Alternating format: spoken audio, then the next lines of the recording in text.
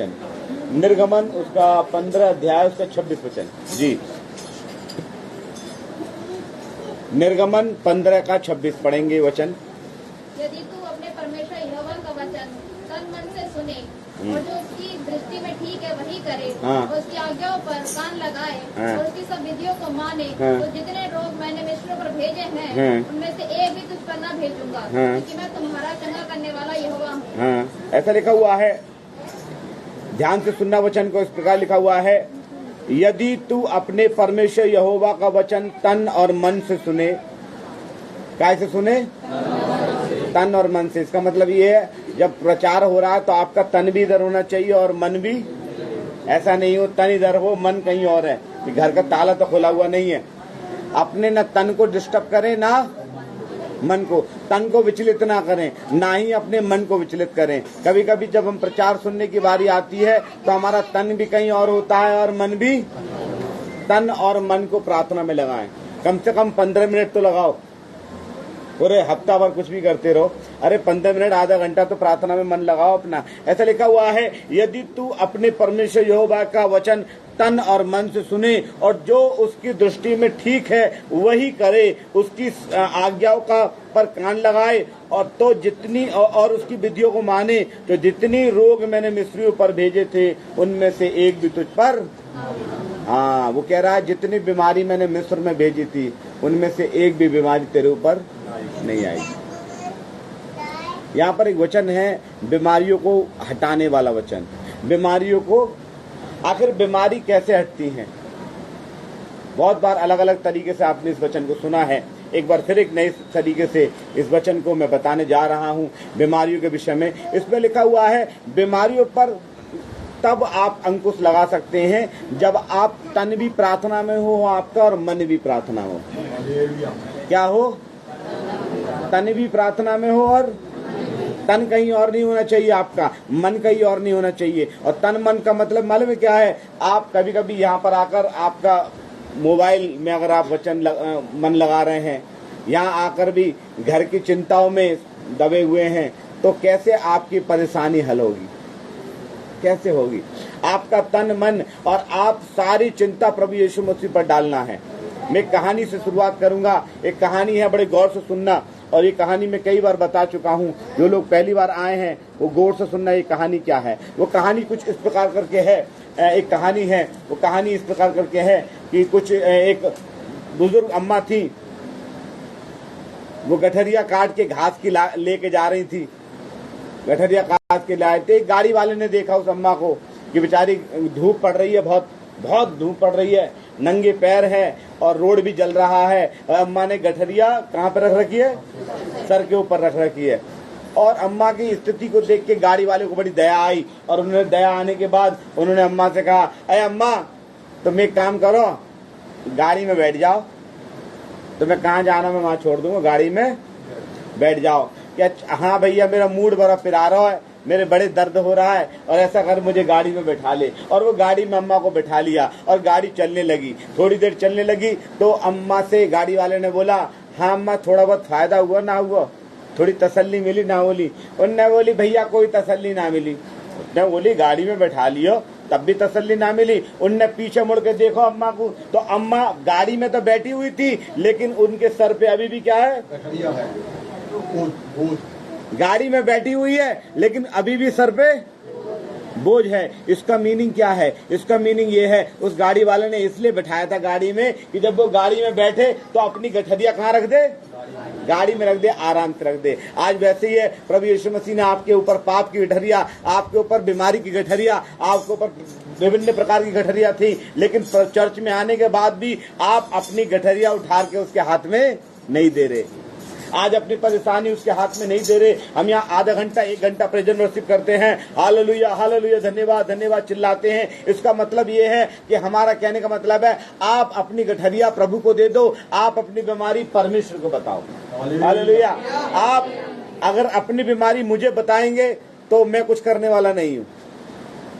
आप अपनी बीमारी परमेश्वर को बताएंगे तो वो ठीक करने वाला। हालेलुया। इसलिए मेरे प्रियो मैं बताना चाहता हूं, आप अपनी गठरिया किसके हाथ में सौंप दो? परमेश्वर को। और गठरिया सौंपने का मतलब एक बात है कि आप तन से और मन से दोनों से यहाँ पर प्रार्थना में ध्यान रहना चाहिए, तन से और मन से। अब तन से समझ में आ रहा, आपकी बॉडी इधर ही होनी चाहिए, आपका दिमाग। वचन में क्या लिखा हुआ है? यदि तू अपने परमेश्वर यहोवा की का यहोवा पढ़े थोड़ा सा, हाँ, यदि तू अपने परमेश्वर का वचन तन और मन से सुने और जो उसकी दृष्टि में ठीक है वही करे, उसकी आज्ञा पर कान लगाए, उसकी सब विधियों को माने, तो जितनी बीमारियां मैंने मिस्र में भेजी थी उनमें से एक भी तुझ पर बीमारी कोई भी नहीं आएगी। यदि तेरा तन और मन दोनों इधर ही होना चाहिए, तन और मन दोनों इधर ही होना चाहिए। और जहां पर आपका तन होगा, जहां पर आपका मन होगा, फिर वहां पर आप धन भी रखोगे, है? वहां पर क्या रखोगे? धन भी रखोगे। तन और मन है तो धन भी उधर ही होना चाहिए। और बाइबल में लिखा हुआ है कि मन से, आज का जो वचन है वो, आज का वचन का शीर्षक है मन से और मन तक। आप बोलेंगे इसका क्या मतलब है, मन से मन तक? जी मैं बताना चाहता हूं, यदि वचन में लिखा हुआ है मन से सुने, कैसे? वचन कैसे सुनना है? मन से। तन तो बैठा ही है, लेकिन तन के साथ साथ मन से सुने। मन से जो आप सुनते हैं ना, वो कभी आप नहीं भूलते।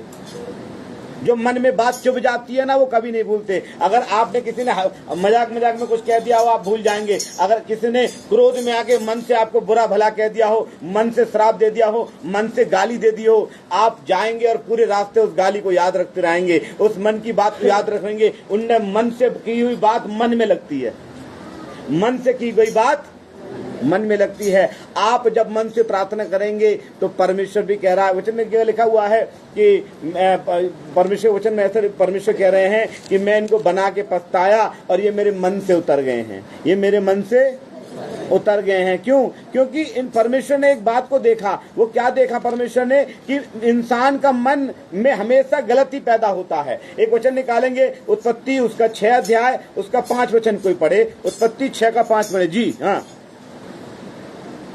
उत्पत्ति 6 का 5 में इस प्रकार लिखा हुआ है, यहोवा ने देखा कि मनुष्यों की बुराई पृथ्वी पर बढ़ गई है और उनके मन में जो भी कुछ उत्पन्न होता है वो निरंतर बुरा होता है। आज का संदेश का शीर्षक है मन से मन तक। और परमेश्वर ने देखा कि मनुष्य के मन में हमेशा बुरा होता है, मन में हमेशा बुराई है।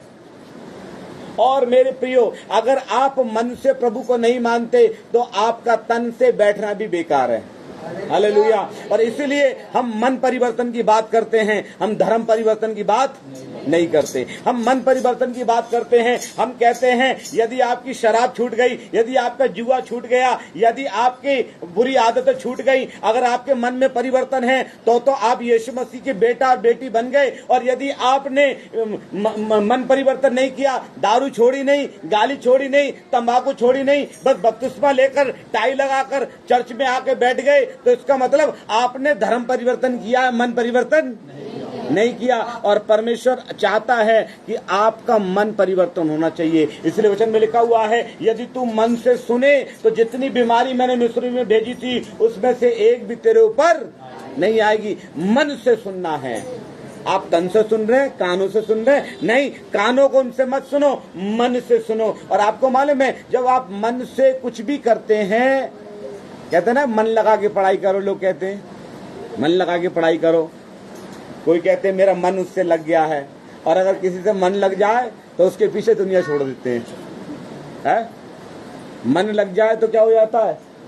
अभी आपको एक सीमा हैदर की कहानी मालूम ही है। मन लग गया, वो पाकिस्तान से दुबई पहुंची, दुबई से नेपाल आई, नेपाल से भारत आ गई। मन लग गया, मन लगा तो वो सीमाएं लांग गई उसने, कितने बॉर्डर क्रॉस कर दिए उसने। मन तो ही लग गया। आपका मन प्रार्थना में लगा हो ना, तो कोई आगे कहे यीशु मसीह को मानते हो, उसने बोला मेरा मन लग गया है। भाई हम लोग गाना गाते हैं, मेरा मन लागो यीशु जी के ध्यान, प्रभु जी के ध्यान। आपका मन प्रार्थना में लगना चाहिए। अगर आपने मन परिवर्तन कर लिया, मन प्रार्थना में लग गया, आपको कोई हटाने वाला पैदा नहीं है। हालेलुया। इसलिए मेरे प्रियो, कोई अगर कहे आपने धर्म परिवर्तन किया है, आपने बोला मैंने मन बदल लिया है, आपने क्या बदला? मन बदला। एक गाना और हमारे मसीह समाज में गाते हैं, भेष बदला क्या हुआ, दिल को बदलना चाहिए। और एक दो बातें नहीं, बिल्कुल बदलना चाहिए। अगर मैं सफेद कपड़े पहन लूं, यदि मैं गेरुआ वस्त्र धारण करूं और उसके बावजूद भी मेरे मन में कोई परिवर्तन नहीं है, तो इसका मतलब क्या है? सब कुछ बेकार है। सब कुछ क्या है? बेकार है। आप मन परिवर्तन की परमेश्वर बात करते हैं। इसलिए वचन में लिखा हुआ है, परमेश्वर ने बोला लोगों के मन में बुरे ही विचार पैदा होते हैं। ये मन को बदलना बहुत जरूरी है। आपको मालूम है, एक लेडीज की बात बताना चाहता हूँ। एक औरत थी जिसकी उम्र 100 साल के आसपास की हो गई थी। कितने साल की? 100 साल के आसपास की हो गई। उत्पत्ति 18 अध्याय में वो औरत मिलेगी आपको। 100 साल के आसपास की हो गई, और 100 साल के आसपास की हो गई, उसके औलाद नहीं होती थी, और वो बड़े औलाद मांगती थी, हे प्रभु औलाद दे दे, हे प्रभु औलाद दे दे। औलाद नहीं होती थी। अब उम्र हो गई उसकी। अब कितने साल हो गई? कितने साल हो गई? तेज आवाज में 100 साल उम्र हो गई। उस औरत की उम्र 100 साल हो गई है, उसके आदमी को उम्र 100 साल से अधिक हो गई है, वचन में लिखा हुआ है। और वो दूसरों के बच्चों को पालती थी, दूसरों के बच्चों को पाल पाल के बड़ा कर दिया। अब मालूम है क्या हुआ? एक दिन एक पादी साहब उसके घर पे आए। कौन आए? एक पादी साहब आए। और वो पादी साहब कौन है? खुद फरिश्ता आए। हालेलुया। फरिश्ते उसके घर में आए। और ऐसा लिखा हुआ है कि 18 उत्पत्ति 18 में लिखा हुआ है कि दो व्यक्ति, अगर आप पढ़ेंगे उत्पत्ति 18 का एक पढ़ना, 3 व्यक्ति का जिक्र है। उसने लिखा हुआ है, उसने आंखें उठाकर देखा, क्या देखा? कि 3 पुरुष उसके सामने खड़े हुए हैं। कुछ लोग कहते हैं फरिश्ते थे, और मैं तो कहता हूँ पिता, पुत्र और पवित्र आत्मा थे। हालेलुया। ये तीनों खड़े हुए हैं, त्रिएकता खड़ी हुई है। और आकर जैसे अब्राहम के दरवाजे पर खड़े हुए, उनने दुआ सलाम की। अब्राहम ने बोला, अरे प्रभु के दास मेरे घर पे आए हैं, इनके लिए, पाई साहब के लिए आज 3 लोग आए हैं, इनके लिए खाना बना ली जाए। और बढ़िया बढ़िया गरम गरम पूड़ी होनी चाहिए, खीर होनी चाहिए, आलू की सब्जी होनी चाहिए, बढ़िया पनीर की सब्जी होनी चाहिए। और मेरे प्रियो, उन्होंने खाना बनाया। तीनों के लिए क्या बनाया? खाना खा रहे हैं पादी साहब। ये पिता, पुत्र, पवित्र आत्मा खाना खा रहे हैं। और खाना खाने के बाद उसने बोला, जा, अगले साल हम आएंगे ना, तो तेरी पत्नी अपने बच्चे को दूध पिलाती हुई मिलेगी। अगले साल आएंगे तो तेरी पत्नी अपने बच्चे को दूध पिलाते हुए मिलेगी। ये बात, क्योंकि आज के जमाने में भी देखेंगे, आदमी जब किसी घर में हो, आदमी से आदमी बात करते हैं। किसी घर में जाएंगे, आदमी आदमी बात करते हैं, औरत अंदर है, औरत पर्दे में से सुन रही है बात। और सुन के क्या कह रही है? आप पढ़ेंगे, praise the Lord, hallelujah, praise the Lord. अगर आप पढ़ेंगे 10 और 11 12 पढ़ना, कोई जन 18 का 10 11 12 जी। उसने कहा, मैं बसंत ऋतु में निश्चय तेरे पास, लिखा हुआ है अगली साल में बसंत ऋतु में तेरे पास, निश्चय तेरे पास आऊंगा, और तेरी पत्नी सारा के पुत्र उत्पन्न होगा। सारा तंबू के द्वार पर जो अब्राहम के पीछे था सुन रही थी। अब्राहम और सारा दोनों बहुत बूढ़े हो चुके थे, और सारा का मासिक धर्म भी बंद हो गया था। इसलिए सारा मन में हंसने लगी कि मैं तो बूढ़ी हूँ, मेरा पति भी बूढ़ा है, तो क्या ये सुख मुझे प्राप्त? वो कहाँ हंस रही है? तेज हंस रही है? कहाँ हंस रही है? मैंने बोला ना, मन से होता है सब कुछ। वो मन में हंस रही है, मैं बूढ़ी हो गई, मेरे मासिक धर्म नहीं आता, मेरा आदमी भी बूढ़ा हो गया। अरे खाना खाने आए हैं, दान लेने आए हैं, दान लो, खाना खाओ, चलते बनो। ये तुम क्या हंसी मजाक कर रहे हो? मैं बूढ़ी औरत, और तो शर्म नहीं है? और वो ऐसा लिखा हुआ पर्दा था, और दरवाजे पे कान लगा के सुन रही है। और कहाँ हंस रही है? मनी मन। क्या हंस रही है? और आगे लिखा हुआ है, आगे क्या लिखा हुआ है? उन्होंने बोला, तब यहोवा ने अब्राहम से कहा। अब इसका मतलब कौन था वो आए थे मिलने के लिए? पिता, पुत्र, पवित्र आत्मा। यहोवा ने कहा। किसने कहा? यहोवा ने कहा। और यहोवा ने क्या कहा? परमेश्वर ने अब्राहम से क्या कहा? सारा यह कहकर क्यों हंसी कि क्या मेरे जो इतनी बूढ़ी हूँ सचमुच पुत्र उत्पन्न होगा? वो क्यों हंसी? वो कह रहे, तो सारा डर के मारे 15 में कह रहे, सारा मुकर गई, कही मैं नहीं हंसी। उसने कहा, नहीं तू हंसी थी, क्योंकि परमेश्वर आपकी मन की हंसी को भी जानता है। आपके मन में क्या चल रहा है, ये प्रभु जानता है। Gods know, hallelujah. परमेश्वर अच्छी रीति से जानता है आपके मन में क्या चल रहा है। और मेरे प्रिय, मैं बताना चाहता हूँ कि वो मन में हंस रही थी, वो मन में आपको मालूम है, मन से मन तक अगर आप मन से प्रार्थना करेंगे, आप मन से हंसेंगे, वो हंसना भी जानता है और आपका रोना भी जानता है। एक औरत है जिसका नाम क्या है, हन्ना है, और बाइबल में लिखा हुआ है जिसके औलाद नहीं होती, और ऐसा लिखा हुआ है उस औरत के बारे में, ऐसा लिखा हुआ है कि जब जब वो प्रार्थना करने जाती, जब जब वो दान देती थी, उसकी सौत उसको चिढ़ाती रहती थी और चिढ़ाती रहती थी, हाँ हाँ प्रार्थना कर ले, हो सकता है लल्ला हो जाए। और पहला शमूएल 1:6 में लिखा हुआ है जब जब वो यहोवा के भवन को जाती, उसकी सौत उसको चिढ़ाती थी। एक दिन वो चर्च में गई, रो रो कर प्रार्थना कर रही है। 1:12 में लिखा हुआ है वो मन ही मन प्रार्थना कर रही थी। ये औरत को जब मालूम पड़ा कि उसके बच्चा हुआ, वो मन ही मन हंस रही थी, और दूसरी औरत को मालूम पड़ा कि उसके बच्चा नहीं है, तो वो मन ही मन प्रार्थना कर रही थी। एक हंस रही है मन में, एक मन में प्रार्थना कर रही है। पादी साहब ने देख लिया, पादी साहब ने देख लिया, और पादी साहब ने देख के उससे क्या बोला, अरे तू क्या नशा करके आई है, तू ये मन मन में क्या बड़बड़ा रही है। उसने बोला नहीं प्रभु, मैं तो दुखिया हूँ, मेरी सौत ने मुझे बड़ा सताया है, मुझे बड़ा परेशान करा है, लोगों ने इतना परेशान करा है कि मैं मुंह से नहीं अब तो मन से दुआ कर रही हूँ। आप परमेश्वर से मुंह से प्रार्थना न कर सके, आपको पड़ोसी कहेंगे क्या हालेलुया हालेलुया चिल्ला रहे, क्या यीशु मसीह को मानने लगे हैं। आपके मन में से तो कोई यीशु को नहीं निकाल सकता। आपके मुंह से हो सकता है मुंह को सिल दिया जाए, लेकिन क्या आपके मन को सिल देंगे कोई? क्या मन से प्रार्थना बंद कर दोगे? आप मन से प्रार्थना बंद कर दोगे। आप जब मन से प्रार्थना करोगे, और उस औरत ने मन से प्रार्थना की और प्रभु से बोला प्रभु कैसे भी करके मुझे बच्चा हो जाए, वो बच्चा मैं तेरी सेवा के लिए दे दूंगी, ये कलंक तो मिटे। और वो मन में प्रार्थना कर रही थी। और आपको मालूम है उसने बोला, एली ने, जा परमेश्वर तुझे मन चाहा वरदान दे। आपको मालूम है मन चाहा का क्या मतलब है? मन चाहा, आपके वाले मन में बहुत कुछ होता है, मन में बहुत कुछ होता है। रात को हम सपना देखते हैं, मन में सोचते हैं यार हमें 2 लाख की गड्डी मिल जाए, और ये सोचते सोचते सपना में देखते हैं रात को 2 लाख की गड्डी मिली है। मन में बहुत कुछ होता है। और परमेश्वर, आप मन से प्रार्थना करेंगे और मन से सुनेंगे तो परमेश्वर आपको मन चाहा वरदान भी देगा। एक औरत और है, बाइबल में लिखा हुआ है, इस एक औरत के जिक्र और बाइबल में लिखा हुआ है। उस औरत को लिकोरिया की बीमारी थी।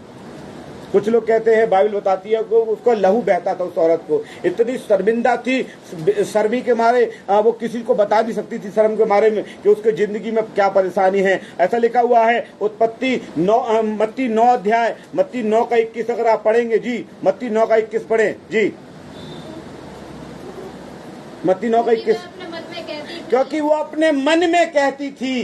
वो सब लोग यीशु मसीह के पास आते थे और कहते थे यीशु मसीह मेरी परेशानी है दुआ कर दो, मेरी परेशानी है दुआ कर दो। प्रभु जी मैं अंधा हूँ देखने लगूं, प्रभु मैं लंगड़ा हूँ मैं चलने लगूं, प्रभु जी मैं बहरा हूँ मैं सुन नहीं सकता, मैं गूंगा हूँ मैं बोल नहीं सकता। सब यीशु मसीह के पास आ रहे हैं, सब यीशु के पास आ रहे हैं। ये औरत यीशु के पास नहीं जाती थी। उनने बोला मैं कैसे उसे बताऊं, मैं तो औरत हूँ, अपनी औरत जात की बीमारी कैसे उसे बताऊं, मैं किसी को बता नहीं सकती, मैं बड़ी शर्मिंदा औरत। और बड़ी वो यीशु मसीह के पीछे पीछे से गई, और वो अपने मन में कहती थी, मन में कहती थी, मन में, मुंह से नहीं कहती थी, मन से कहती थी कि यदि मैं उसके वस्त्र को छू लूंगी तो ठीक चंगी हो जाऊंगी। 12 साल हो गया उसे बीमारी को। कितने साल हो गया? 12 साल तक लगातार। अगर किसी लेडीज के, बुरा मत मानिएगा, अगर 1 दिन खून चला जाए, 2 दिन खून चला जाए, 3 दिन खून चला जाए, 4 दिन खून चला जाए, अरे बड़े कमजोर हो जाती हैं, बड़ी परेशान हो जाती हैं। बेचारी 12 साल से खून जा रहा था, 12 साल से डॉक्टरों के पास जितना गई, वचन में लिखा हुआ है, ऐसा लिखा हुआ मरकुस 5 अध्याय में, जितना वो डॉक्टरों के पास गई उतना और बीमार हो गई। हो सकता है डॉक्टर को, वैद्यों को अपनी बीमारी सही से बता नहीं पाती होगी, वो शर्म के मारे और बीमार होती गई। अब उसने यीशु मसीह के विषय में सुना। आपने भी यीशु मसीह के विषय में सुना है। आप बिना सुने नहीं आए, आपने को किसी ने बताया है कि यीशु मसीह चंगा करता है, आपको किसी ने बताया है बीमारी से छुटकारा यीशु मसीह देता है। आप बिना सुने नहीं आए, उस औरत ने सुन लिया। आज लोग कहते हैं कि मसीह लोग बहका देते हैं। अभी कल की एक बात मुझे किसी ने बताया कि एक गुप्ता फैमिली के विषय में किसी ने बताया कि हमें बहला फुसला दिया। क्या दिया? अगर बहलाना फुसलाना आता ना, तो बहलाना फुसलाने के द्वारा हम कहेंगे अपनी प्रॉपर्टी बेच के हमें दे दो। दे दोगे क्या? दे दोगे? बहलाना फुसलाने में तो ये है, अपनी प्रॉपर्टी बेच के हमें दे दो। अगर बहलाने में आ गए तो इसका मतलब बहलाना जानते हो तुम। कोई बहलाना नहीं, कोई फुसलाना नहीं, सब सुन के आए। उस औरत ने भी सुना कि यीशु मसीह ठीक करता है। उसने बोला जब यीशु मसीह में इतनी सामर्थ्य है तो उसके कपड़े में भी सामर्थ्य होगी। यीशु मसीह के इतनी सामर्थ्य है, उसके कपड़े में भी सामर्थ्य होगी। और कलाम में इस प्रकार लिखा हुआ है मेरे प्रियो कि वो औरत मन में कहती थी, मुंह से नहीं कहती थी, मन से कहती थी कि यदि मैं उसके कपड़े को भी छू लूंगी तो चंगी हो जाऊंगी। और वचन में लिखा हुआ है भीड़ में यीशु मसीह जा रहे हैं, वो औरत आई, आके उसने यीशु मसीह के कपड़े को छू लिया, यीशु मसीह के कपड़े को छू लिया और वो ठीक हो गई, उसका लहू बहना बंद हो गया। उसने बोला किसी ने मुझे छुआ है। उसके चेले कहते हैं, उसके चेले ने बोला हे प्रभु इतनी भीड़ है, पता नहीं कितने लोग तुझे छू रहे। उसने बोला नहीं, किसी ने मन से छुआ है। छुआ तो बहुत लोग हैं, आज प्रार्थना तो बहुत से लोग कर रहे हैं, इस चर्च में आए हैं, इस प्रार्थना भवन में आकर बहुत लोग प्रार्थना कर रहे हैं, बहुत लोग प्रार्थना कर रहे हैं, हर हफ्ते प्रार्थना कर रहे हैं, रोज अपने घर में प्रार्थना कर रहे हैं, लेकिन मन से थोड़ी ना कर रहे हैं। यीशु मसीह ने बोला किसी ने मन से छुआ, छू तो बहुत रहे, मन से कोई ना छू रहा। अगर मन से छूते तो इनका मन परिवर्तन हो जाता। मन से छूते तो किसी वो कोई लोग आके कहते अच्छा कि तुम क्या कर रहे हो, तब उनसे बोल सकते भाई मैंने मन से छुआ है, मेरा मन परिवर्तन हो गया, जो मेरा नाम था वही है, मेरा नाम नहीं बदला, मैंने अपने घर नहीं बदला, अपने माँ बाप को नहीं बदला, अपनी पत्नी बच्चों को नहीं बदला, मैंने मन बदल दिया है। जो गलत रास्ते पर था अब सही रास्ते पर मैं चल। गलत रास्ता कौन सा? पाप का रास्ता। हालेलुया। गलत रास्ता कौन सा? पाप का रास्ता है। मुझे चंगाई नहीं चाहिए, मुझे उद्धार चाहिए। क्या चाहिए? क्योंकि शरीर में कितना भी देखो, बीमारी से चंगाई के लिए तो डॉक्टर भी बैठे हैं। मैं लोगों से ये बात बोलता हूँ, अगर आप बीमार हैं, आप ठीक होना चाहते हैं, डॉक्टर के पास चले जाओ। डॉक्टर भी बैठे हैं बीमारी से चंगाई के लिए, लेकिन डॉक्टर आपको कई सालों में ठीक करेंगे, लाखों रुपए ले लेंगे, हो सकता है आपको चीरा फारी भी कर दे, आपको चीरा फारी भी कर दे। डॉक्टर बहुत कुछ कर सकते हैं। और अगर आप मन से प्रार्थना करोगे, अभी गवाही आपने सुनी एक बहन की कि वो एक बहन के बच्चेदानी में ट्यूमर था, प्रार्थना किया हम सब ने मिलके, बिना ऑपरेशन के बाहर डॉक्टर के पास जाएंगे तो चंगाई तो वो दे देगा, वो चीरेगा फाड़ेगा, वो ऑपरेशन करेगा, वो 20-50 हजार रुपए ले लेगा, बड़ी बीमारी है तो लाखों रुपए ले लेगा, और हो सकता है आप ठीक भी हो जाओ। लेकिन आप मन से प्रार्थना करोगे तो परमेश्वर आपको तुरंत चंगाई देगा। आप मन से सुनोगे आपको तुरंत चंगाई देगा। चंगाई परमेश्वर भी देगा। यीशु मसीह जो चंगाई देगा उसमें चंगाई के साथ साथ उद्धार भी शामिल है। डॉक्टर चंगाई देगा, डॉक्टर पक्का चंगाई देगा। आप डॉक्टर के पास जाइए, आपको चंगाई देगा। वो मना नहीं करता कि हमें चंगाई नहीं देता, डॉक्टर चंगाई देते हैं। डॉक्टर की चंगाई में मालूम बहुत आहे हैं, डॉक्टर की चंगाई में बहुत आहे हैं। आजकल एक बीमारी है डायबिटीज, आपको मालूम है?